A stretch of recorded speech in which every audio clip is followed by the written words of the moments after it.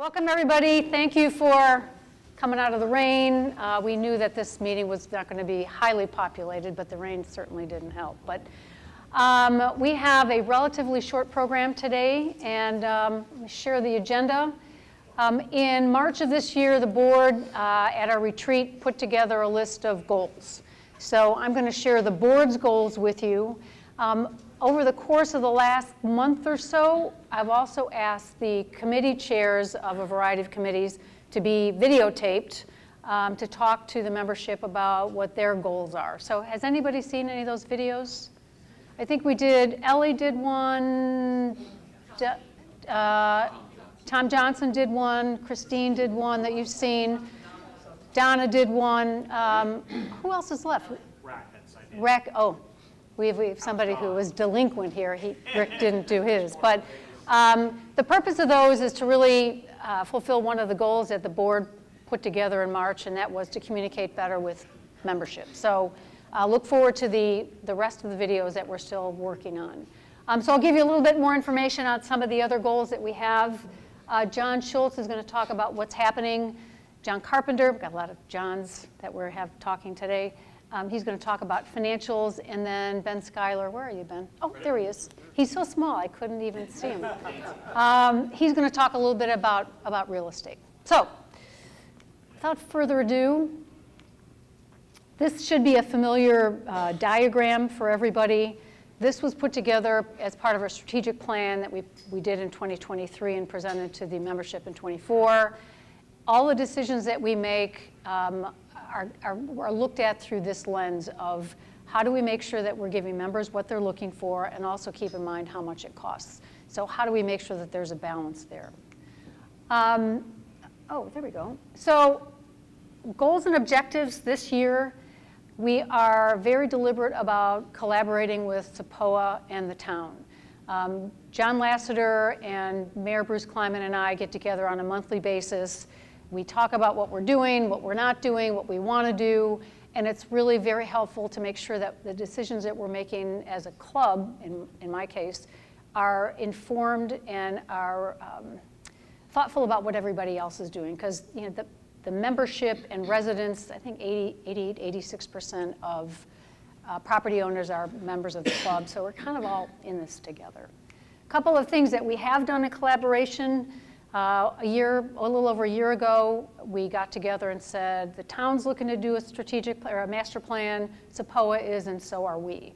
So we initiated the whole discussion around how do we do this as a group together. The North Star conversion, we have incorporated SAPOA in the North Star kind of technology. We haven't done anything with the town on a technology perspective. I don't know that there is much overlap, but we did spend some time making sure that SAPOA was comfortable with the North Star conversion, and they are definitely part of that. Cellular services, how many people have really great cell service? We're coming to your house. Yeah, it's not equitable across the island, and we have gotten Jeff Davis from SAPOA, Daryl May from the town, John Carpenter from the club, as a group taking a look at how do we improve cell service. So there's a lot of different options. So kind of be aware that we're thinking about how we make that improvement. Successful technology transition. Our goals in the beginning of the year was how do we convert from Jonas to, in our case, North Star. That happened June 1st. John Schultz is going to talk about some of the surprises that have occurred as a result of trying to implement that new platform, some of the good things that are happening. He's got a couple of surprise numbers for the group to take a look at. And finally, we have found that it's been difficult to get people to volunteer to run for the nominating committee, or the board, and then volunteer to be on the nominating committee. In 23, for the 24 season, we had 5 members put their hat in the ring to be considered for the board. Good news about 24, which populated our board this year, we had a 100% increase in the number of people who put their hat in the ring. We went from 5 to 10. We have 5,349 members, like people in this club, and it's shocking to me that we can't get more people to volunteer for leadership roles. So as a board, we are looking to do things to encourage and identify people who would be really great board members. Jerry Finke and Donna Brown have a couple of events that they're putting together for people who are interested in being part of the Board of Governors. I think we'll have cocktails, right? That's probably gets more people out than not, but to kind of be able to ask some questions about what's it like to be on the board, what should I be thinking, should I put my hat in the ring? So we've got a couple of things going to encourage people to actually put their hat in the ring. In July, I'll just say July 28th, we sent out a letter to ask for applicants for the board this year. Applications are due by September 25th. So far we have had 0 people apply to be part of the board, and that's really disappointing. So we're trying to do a variety of things to get people interested to play that leadership role. Dean Goodwin is the chair of the nominating committee. If you have an interest, you can email him at dgoodwin@haciendafiesta@gmail.com. That sounds like a party. He owned a string of Mexican restaurants. Or Lindsay Arnold here at Seabrook, who runs our membership program. Lindsay, where are you? Does everybody know Lindsay? Probably most people in here do. Okay, so I'd encourage you to throw your hat into the ring. We'd love to have a lot more participation than we currently do. Okay, all right. I think that's all for me. John Schultz. A round of applause for John Schultz. Come on. I'd rather say a round of applause for Lynn. Thank you for that. And we'll jump right in.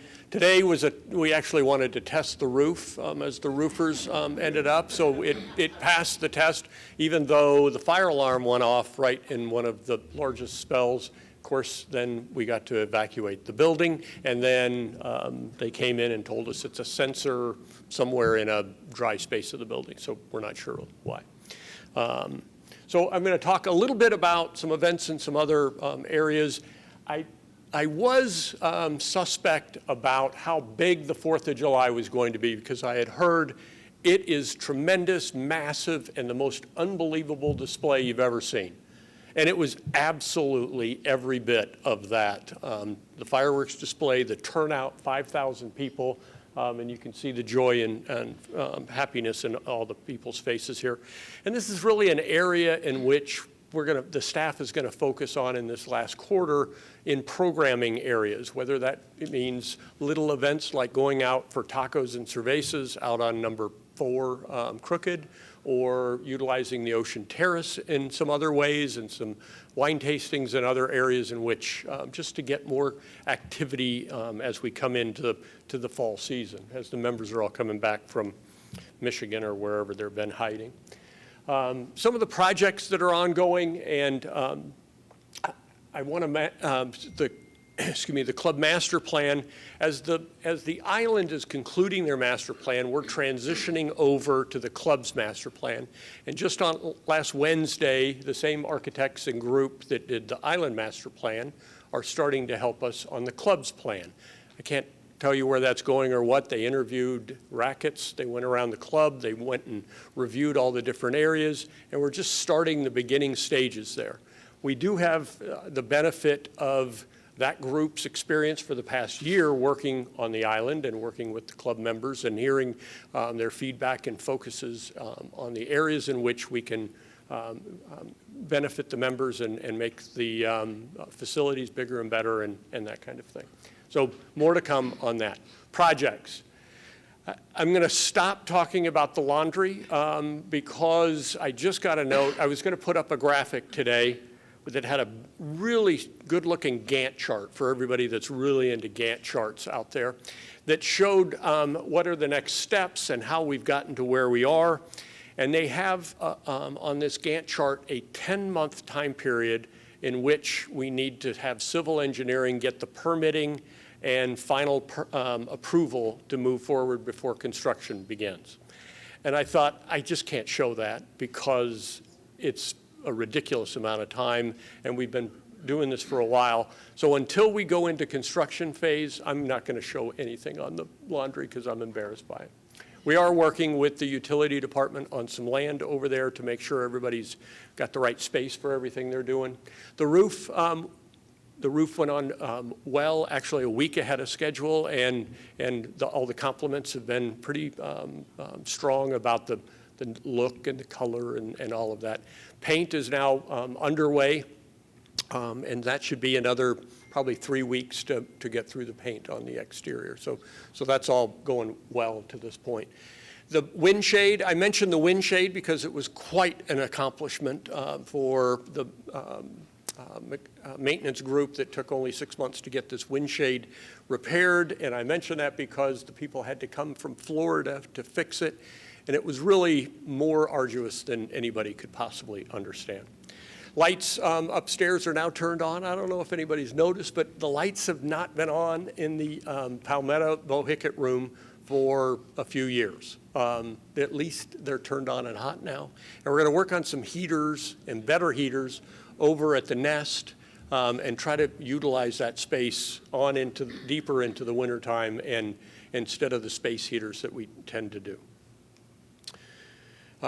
I want to introduce Martin McTiernan, our new director of golf, who's standing in the back. Please stand up, take a bow. This is Martin's 10th day, 11th day, 11th day. So, and he keeps coming back, so that's a good thing. Martin has made a strong impact already, showing up at 5:30 in the morning and helping the guys get started around. And we've got quite an orientation plan set for him and trying to get him acquainted to Seabrook and where we're going. So thank you. Thank you for all of you, everyone who turned out for Brian Thielen's retirement. What a good turnout that was, and what a nice send-off that was for Brian. So Martin will be around after the meeting if anyone wants to catch up with him. So I'm going to talk a little bit about North Star because there was some good, bad, and ugly in some places. I'm going to focus more on the good, as would any positive speaker standing up here. So any guess as to what 53,000 would represent? 53,000. Any guess what that number represents? That might be a few of the digits that are up there, yes. No, it's the number of scans at all the different QR readers around the property. So all of this is mostly since June. So 53,000 is a lot of scans, and I'm just suggesting that the scan thing is working to get through the gates and the rest. 1.1 million in the month of July. The machine is actually ringing things up, which is always a good thing. And that's sales, food and beverage sales in the month of July. 44,000. So the number of members that have been served a meal, a drink, anywhere around through the system. 16,000, I won't wait for the answer. So this is Lindsay's contribution that she has signed up or input 16,000 members, guests, renters inside the system since June, which is a crazy big number if you can imagine it. The surprises.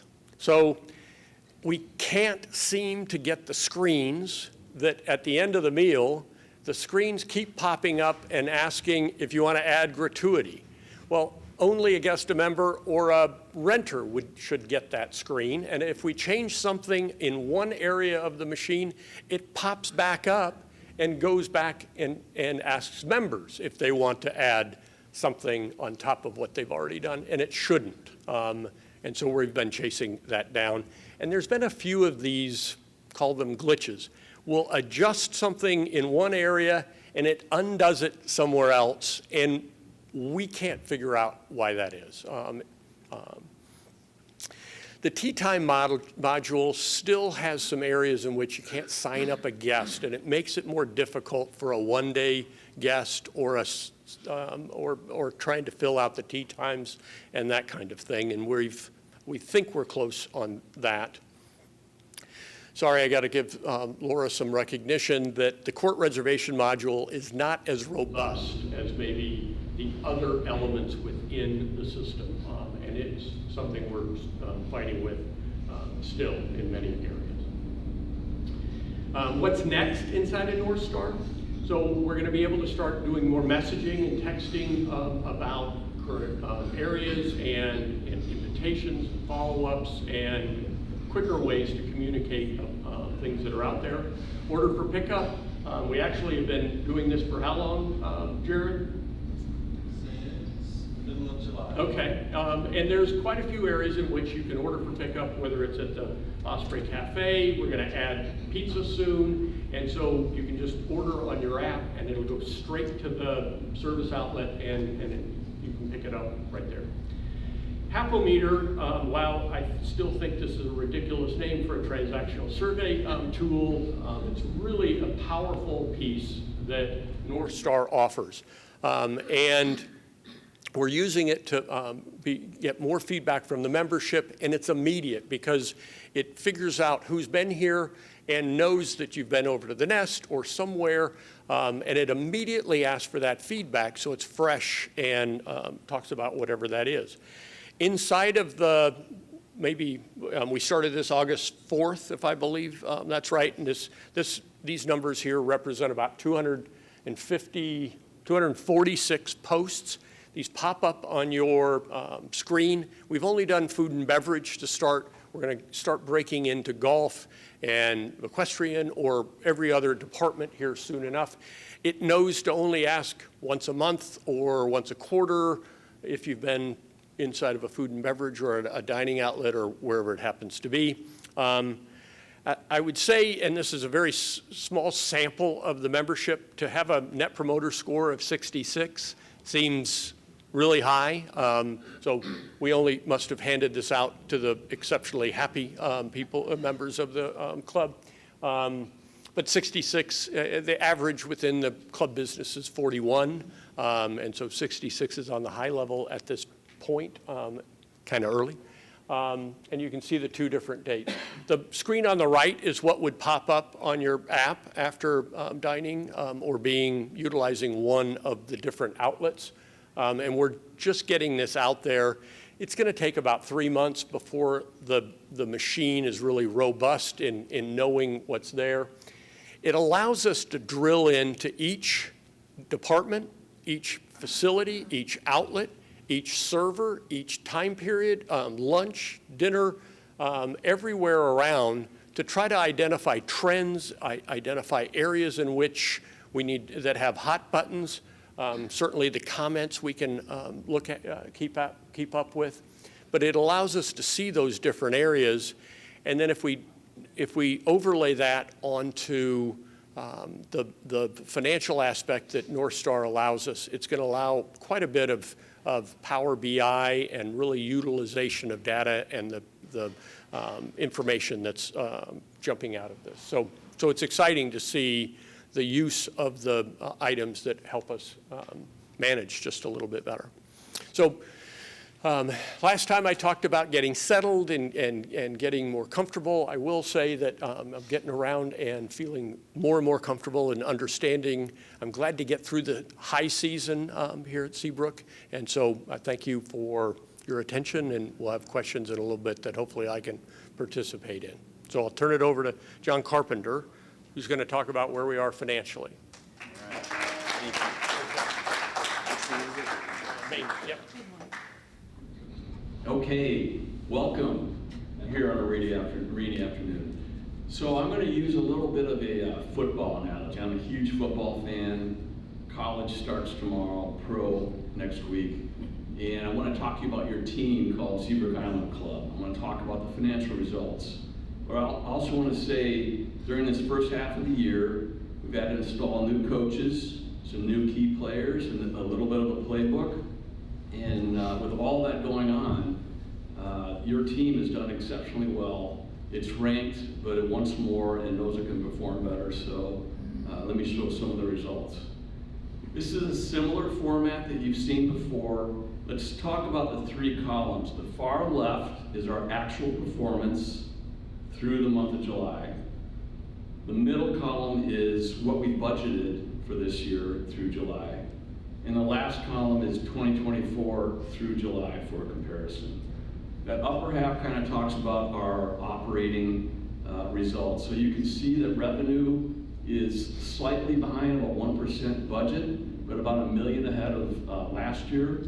And there's been pretty good cost control underneath that. Cost of goods sold is actually about 5% below.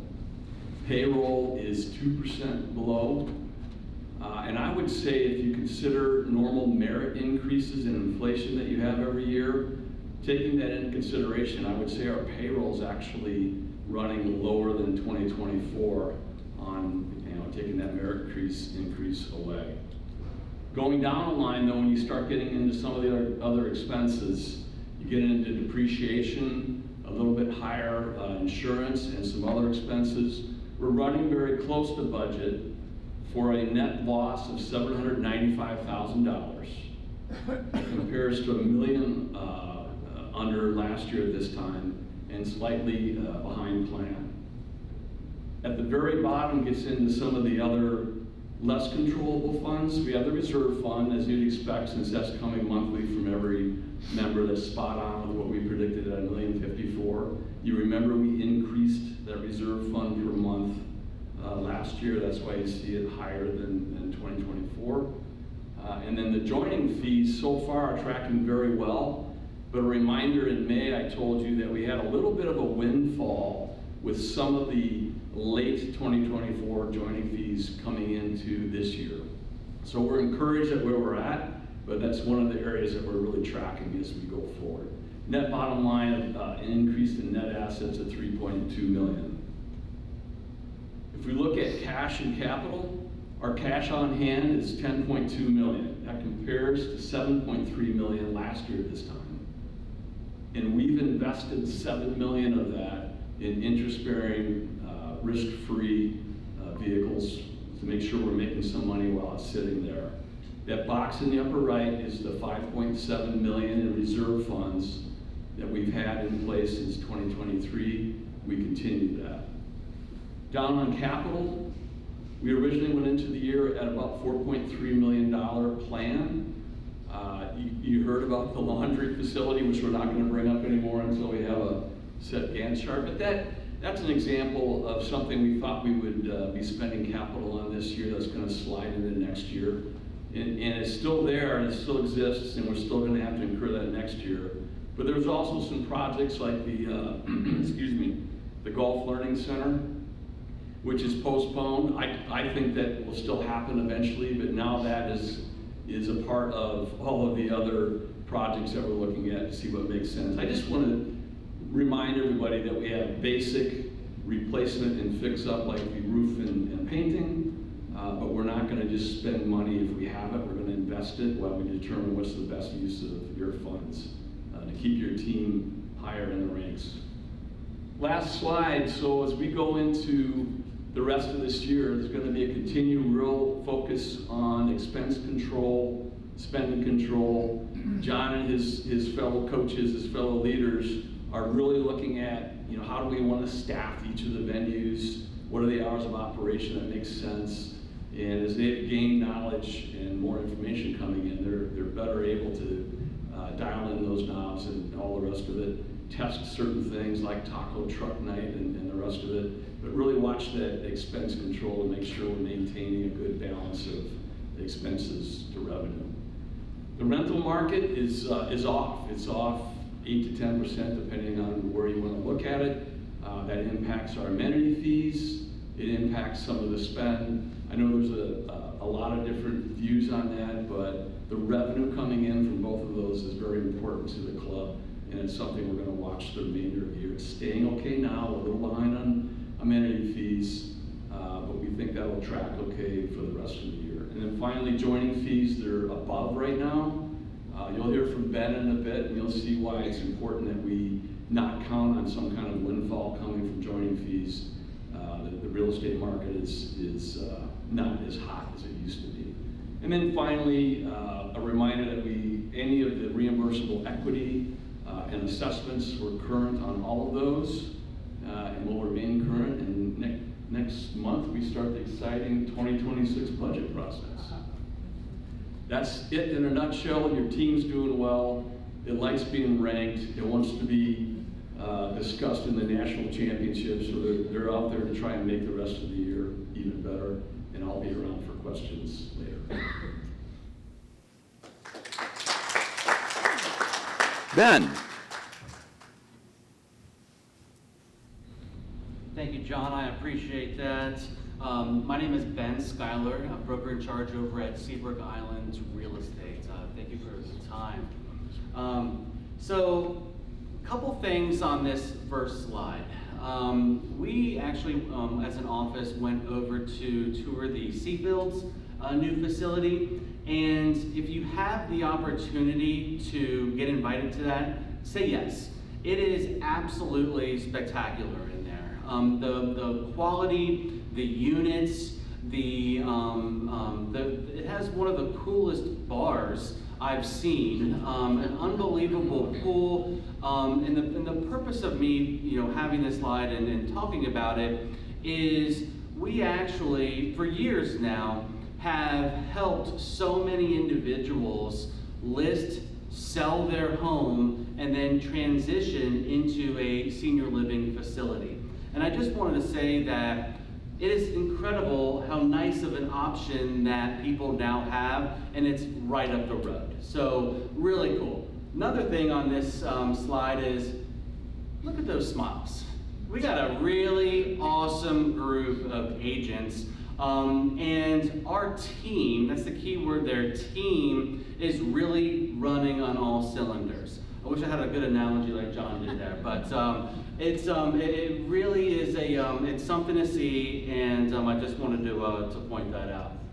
All right, so let's dive into some numbers, okay? So the COVID bubble is long gone, all right?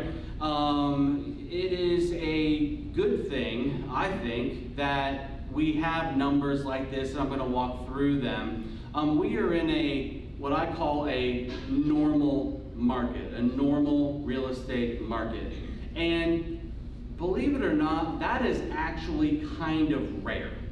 Normally, markets go from one extreme to the next. It goes from a straight seller's market all the way to a buyer's market, and it just happens overnight.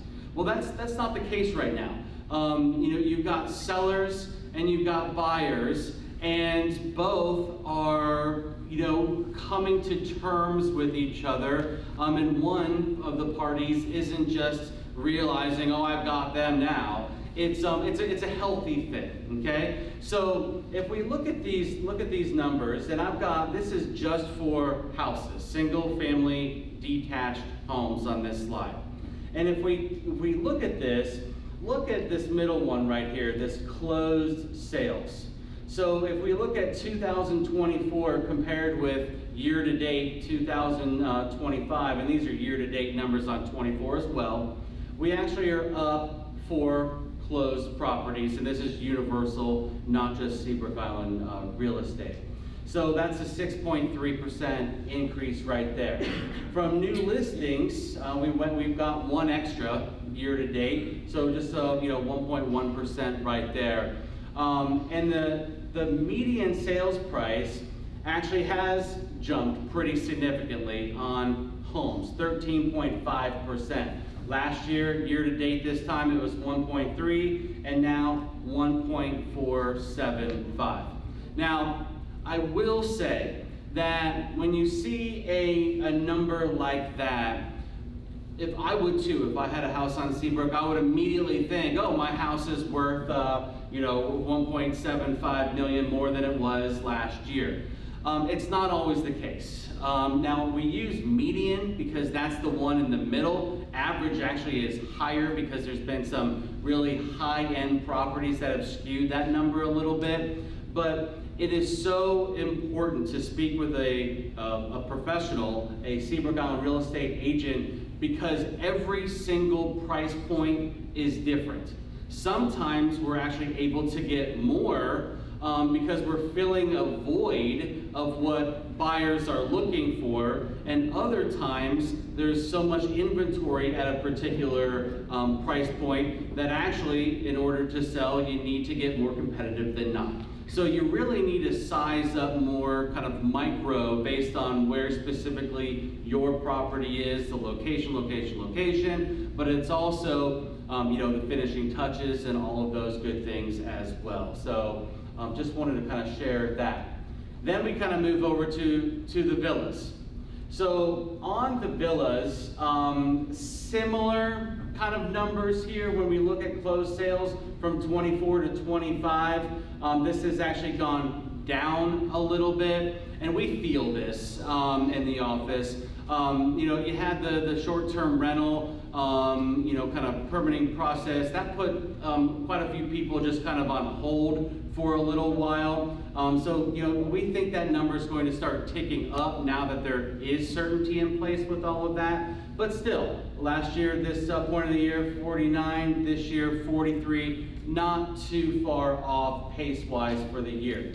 When we come up as far as how many new listings were taken in that period of time, we're actually up, okay? So we're actually up 8.5%. And this, I think, is also because of the STR permitting that kind of went through the new policy. Just because when someone had a villa with that uncertainty, they kind of erred on the side of listing as opposed to kind of waiting. So you've got more properties on the market, slightly less are selling, but this is pretty interesting. I was not expecting this last number right here, I'll be honest with you. We don't feel this in the office. Median sales price last year, this point's $570,000 for villas. This year, year to date, $660,000, up 15.8%. I highly caution seeing this number if you have a villa and thinking, wow, I just made even more money than I thought that I made. It is so important to really drill down into the inventory of that particular regime and price it where you can move it. We are seeing a gravitation towards people not wanting to buy something and then have to put a lot of money into it. So we are seeing a lot of people pulling the trigger on properties that have been fixed up, that have been renovated. There still are quite a lot of individuals that are looking for villas. You just have to be smart about it, is all I wanted to say there. So one more number and then a couple thank yous here. The other, in the beginning of the year, there was I mentioned that there was a cautionary number, and that was months of inventory. We were hovering around 6 months of inventory, and historically, 6 months of inventory is a balanced market. I kind of think 6 months is kind of not ideal when you compare it to all the other areas in the Charleston regional area. It was at the second or third from the bottom, the worst one. So that's not the case anymore. We've kind of turned the corner. A lot of the properties that had come on the market, they're selling, as you saw from the previous slides there. So now we're hovering any given month at about 4.2 to 4.4 months of inventory. Simply meaning if no other property came on the market, based on the rate of sales, it would take that long for all the properties to sell off. Not that that would happen, but it gives an indication of healthiness in the marketplace, and 4.4 is a very healthy market. So again, very normalized. We have a ton of buyers that are actively looking. We have a ton of sellers that are actively looking to sell, and we're making those matches. As far as thank you goes, a couple thank yous. One is first and foremost to our sellers. I can't tell you how many hours every single week we put into scrutinizing our marketing efforts. We want to make sure that we are staying ahead of the curve as far as what we are providing our seller clients. They're trusting us with a lot of times one of the largest assets that they have, and we are constantly making changes, constantly putting pressure on our marketing firm that we have hired, and just to make sure that we're doing everything in our power to help you because you've given us that trust, and it's working. I'm sure several of you see the emails that we send out as far as sold for the week. Underneath each one of those, you'll see, listed by Seabrook Island Real Estate, sold by Seabrook Island Real Estate. We really make sure that we're doing our part for our sellers. And then the other thank you, obviously, is for our buyers. Our buyers are going to be very happy. I see every single time that we've got pictures being taken, and we have some really cool properties coming on the market soon. So if you are interested, make sure that you pay attention, reach out to us, because we've got some really cool ones coming up. Other thank you is we have a office that has multiple different conference rooms. You walk in, there's couch, chairs, coffee. Thank you to so many of you that have taken us up on the offer to use that. So many different committees, so many different groups will give us a call and say, hey, I heard you have a conference room that we can use. We say, absolutely we do. When would be a good time for your group? And we've got coffee. We make it as just as easy as a process. So I encourage you, if you are in a committee or a group or just want to huddle up with a couple of your buddies, quite frankly, over coffee, use us, utilize it, come on in. Many people have taken us up on notary services. Charlene in the office is a notary. I would recommend just giving us a buzz just to make sure she's got the time and she's all squared away with her stamp and everything. But take advantage of it. Come in, get whatever you need, notarize. We've got the scanner right there, all of those good things.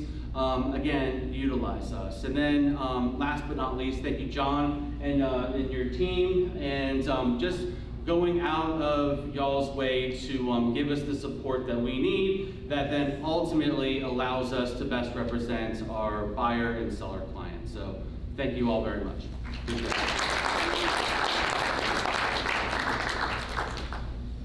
All right. So does everybody know if you sell a property or buy a property through Seabrook Island Realty, the club benefits? Is that correct? Financially? Absolutely, directly. Okay, That's right. so just kind of something to keep in the back of your mind. Anyway, I want to hammer this home. If you have any interest in throwing your hat into the ring to be a candidate for the board, here's the contact information. If not you, maybe there's a neighbor, maybe there's someone that you know that you think would be a good part of the board. We've got a lot of smart people on the island, credentialed, lots of great experience. This year in particular, we're looking for financial people. So if you have anybody in mind, please share this information with them. Finally, there's no questions today, right?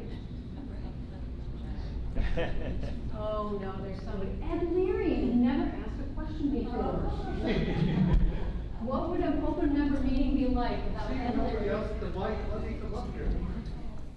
There's a few toilet seats that are loose. They've only been loose for 5 months, but don't worry about them. Nobody's fallen off yet, so I guess we're safe. The Wait, last hold one on a is, second, is everybody making notes of this? John Carpenter is making notes. All right. good, and the last one is, Where are the toilets? what? Where are the toilets? Well, men's locker room for one and several on the golf course. Okay. Crooked, Ocean Winds, all the bathrooms? Well, I can't remember off the top of my head which ones. I'm old, You're a you know. detailed guy. I am. There's one, since I played Ocean a lot, Ocean Winds. Okay, we'll have them check out. And my last little one here, I got a couple other things too to talk about. But, I don't know who takes care of the elevator lights. but we got two different brightnesses of lights, the caps are missing, and there's been bulbs out for only 4.5 months. I mean, people ride the elevator, and only one shot of making a first impression, they ride up, they look, sell, they come back, they walk around with real estate, they come back a month later, they look, oh, it's still out. I mean, come on now. On a few things, JC, I'm glad about your report, because I have a few little things here. We're well heeled, I take it.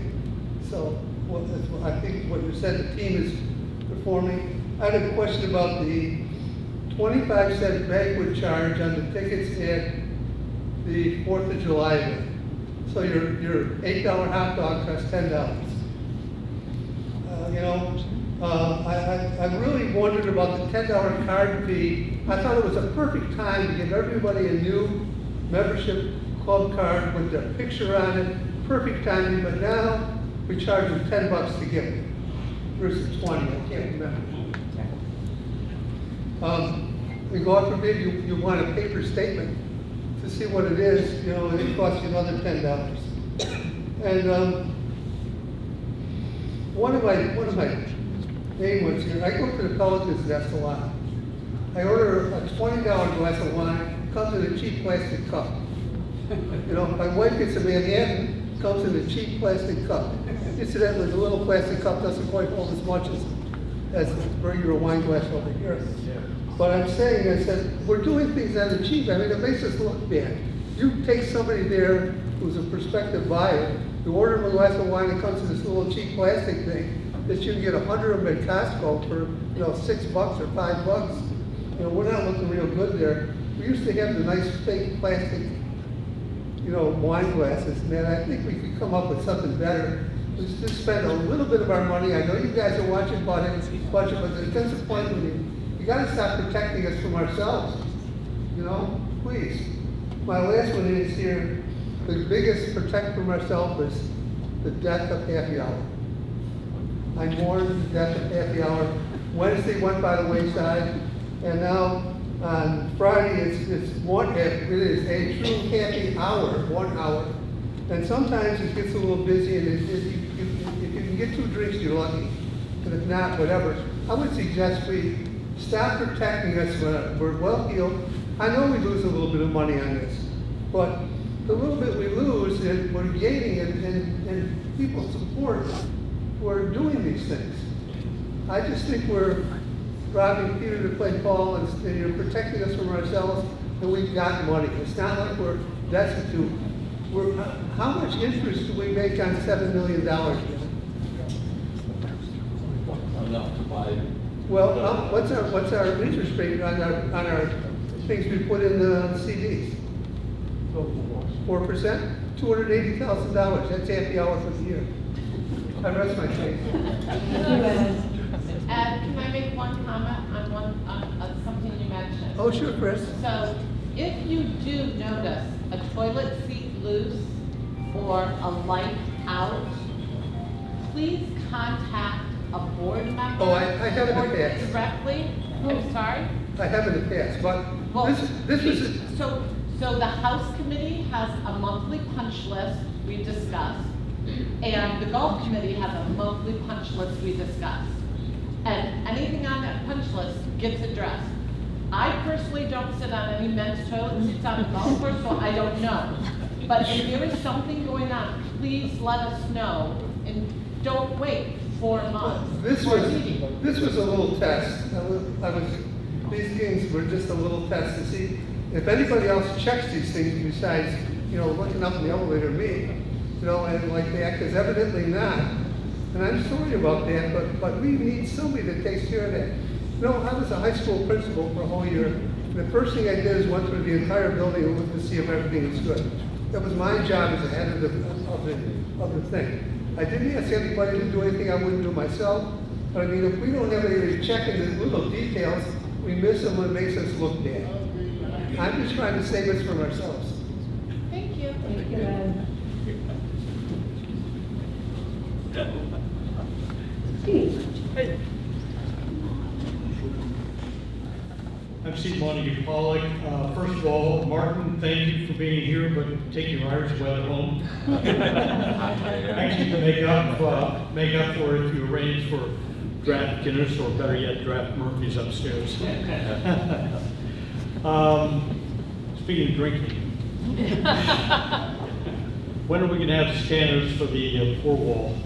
Oh, I don't know. Because I've misplaced my pour card somewhere in my house, and I'm so used, unlike Ed, I love scanning. So, and the sooner we get the pour wall set up, the better. So fairly unlikely soon, because it's two separate technologies trying to get one to interact with the other and understand the build back and the two systems. We've tried, we've sent notes, we've begged, and now we're going to put a little shiv to try to encourage it, but I doubt we get there anytime soon. So that brings me to the other point, I need a new pour card. We have stacks of Stand stacks down back there for you. Matt can handle it, or the golf shop. Yeah, stacks of. Unlimited. Yeah. Anything else? Yes, sir. I'm Chuck Cross, and I'm wondering if you could talk a little bit about Crooked Oaks and the greens and the tee boxes and what the plan is for that and the plan for paying for that. Okay. That would not be me. Yeah, where's Sean? He's out in the rain. Well, Sean actually was intending to be here, but he had to attend a funeral.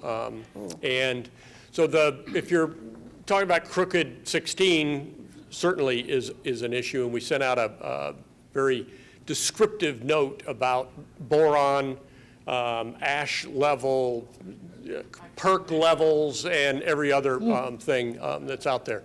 The greens on Crooked are 30 years old. The subsurface drainage needs to be replaced. The turf is not the best suited for the conditions that we're in, whether it's with the water, the irrigation system that we have available to us, along with the organic matter that's in the green being 30 years old, and they're not perking and moving it through. So it's moving higher on the priority list. It's been on the list. It's getting pushed higher on the priority list to replace, and it means we're gonna have to go down to the bottom of the green. There is discussion on changing some of the greens in making them a little bit bigger in area left, area right, short, and not substantial, but some modifications to the greens. The idea on 16 was to try 3 different grasses to see how they responded. Our friends to the north have utilized paspalum to great success, and Sean is really persuaded that that is probably the best turf grass for us to utilize on our course. It takes the shade a little bit better. It takes any kind of, it takes bad water or not as good a water. So that renovation is probably coming sooner, and I shouldn't say renovation, replacement of the greens and taking those up. The difficulty when you get into taking the course down for 4 to 6 months to change the greens out is then you start thinking we ought to do the bunkers around the green sites. And then when you do the bunkers around the green sites, it starts extending back to the fairway bunkers. And then somewhere we've heard that the tee boxes, I'm surprised you left this off the list, are not as level as they could be. We've heard that. I don't need it repeated. There you go. You got to be a better golfer to be able to do that. And so as you start accumulating those items, now all of a sudden the whole golf course is down, and we've got to balance that out in the master plan with foresight as to where those things happen and how they happen and the timing going into them. And we don't have answers on that at this point. We're building the knowledge base to understand what those things are, putting them together, and then the board and committees are going to be prioritizing what we need to do, how that needs to unfold, and then what that means to all of us from a use, a budget, a cost, and where we're going next.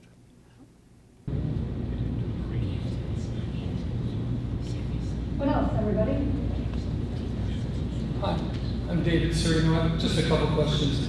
Are you going to publish the NPS scores with the comments anonymously? I haven't thought about that, but I would say yes. I'm not sure about how I'll use the comments. I'm not sure I want to use comments open. You're catching me thinking about this at the same time, but I might summarize the top 10 comments that say this, that, or the other, or the 10. Yeah, I'm agreeing with that thought as to how we can consolidate the responses and what it's telling us. Sure. Okay, and then my other question to a couple others. On the nominating process, I just was thinking about it during the meeting. Have you done any research on the root cause? Because I can only speak for myself, which is, it seems like a thankless, no-win kind of job. So, yeah. But are you looking, so I think instead of just saying, hey, we're waiting for nominations, do you know the root cause? Are you looking for change agents? Are you looking for maintenance agents? Very, very different types of people, that can do that will align with like people's behavioral fits. And I just wonder if you guys have done that or are thinking about doing that. That might garner more interest, but that has to align to the vision and then truly has to happen as well. Yeah, it's a really good point, David. Every year, at least in the last 2 years that I've been president, we as a board sit down and think about where are gaps of kind of skills and knowledge. We also think about kind of personal characteristics. Do people have thick skin? Because we get all kinds of stuff from membership, which is great. I'd rather have people telling us that. Do we have people that are big picture thinkers? So there are some characteristics personality-wise. My opinion, we are going to continue to change. So I think it's dangerous to have characteristics of we don't want to change anything on the board, because I don't think that that's realistic. I think we have not done a good enough job at marketing, which is why Jerry and Donna are going to have some come meet and greets and give some thoughts to people like yourself who would say, boy, I'd really like to be on the board, but I don't know enough about it. I think it's really fun. I love to do behavioral norms that you're looking for around people, and that's usually how I found in companies that I've managed in the past, how you get people to kind of relate in. And I'm the guy who I'm 100% of the time, and I can take a shit with the best of them, so don't worry about that. And then my last question is, are the committee meetings open to silent observers? We have very few people who volunteer to want to come and sit in a committee meeting. I don't know. I don't know because we've never done it. We've never had anybody express it. Very common on boards. You're not allowed to say anything, but you're there because you can't get enough out of the minutes, or you can't get enough out of anything. And then also it might be like, hey, maybe next year that might be something I'm interested in, but I haven't been able to find anybody to give me that answer. Okay. I would reach out to the committee chair. If you're interested in a specific committee, reach out to the committee chair and say, I'd love to sit in on one of your committee meetings. If I reach out to 10, will I get the same answer every time? You guys have to set that. Yeah, that's true. We do. Yeah, I can't hear one yes from one and no from another. Right. That's when, all three of my questions all have an underlying transparency issue. Yeah. And I think that's a key I thing. would say you're probably not going to get to sit in on the compensation committee. Oh, I don't. Even Yeah. if it's like a board, so that's why I'm saying I would say specific committee chairs. Right. But like for racket sports, David, I know you're big in racket sports. Rick Rathmeyer is the chair of the racket sports committee, so he would be the one that you would reach out to if that was of interest. But I think it's something that we have to talk about as a board and go, it's got to be all or none, right? I don't think it can be. You just have to be consistent right. across the board. I'll bring that up at the next board meeting. And then my last question is an easy one. I'm not a golfer. How do I find the fourth tee of the? How do I get a taco at the fourth tee? Thank you. Thank you. I have no idea where to find it. So start on 1, crooked. You go to 2. Then you'll find number 3. And then you'll see a bunch of people out there throwing Frisbees and eating tacos and, well. It's a popular thing. It was a popular thing. We really expected this pop-up to do about 50 people, and 120 showed up for tacos. And it took a while to get a taco. How many were at the pop-up for the oyster roast a couple years ago? When they kind of ran out of food because they thought 100 people would show up and 300 people showed up. So it's kind of like work in progress, but it's really great to see that a lot of people wanted to participate. So. Well, if you went to a food truck that's at a festival, when they run out of food, what do? They close the door and drive off. We're staying and we're trying to keep up with it. A couple of the minor questions that came up could be solved with something that's on the new website, which is a comment card. If there happens to be a light bulb out that just no one seems to find the light of day toward, a comment card would be something that we could resolve and do. I'm not overlooking the responsibility of housekeeping and the maintenance staff to look at light bulbs, but if there are smaller items that you just want us to put our eyes on, the comment card is a way to get that, or other areas in which you want us to answer. They come in, they go to Anna. Anna then directs them to the right spot, and we will get an answer to those in a pretty short order. So utilize that tool for communication and answering simplified questions, if you will. Exhausted? It always gets quieter when it gets closer to 5 o'clock, right? Thank you, everybody, for coming, especially on a rainy day. We're going to be upstairs at happy hour if you have any additional questions. Thanks.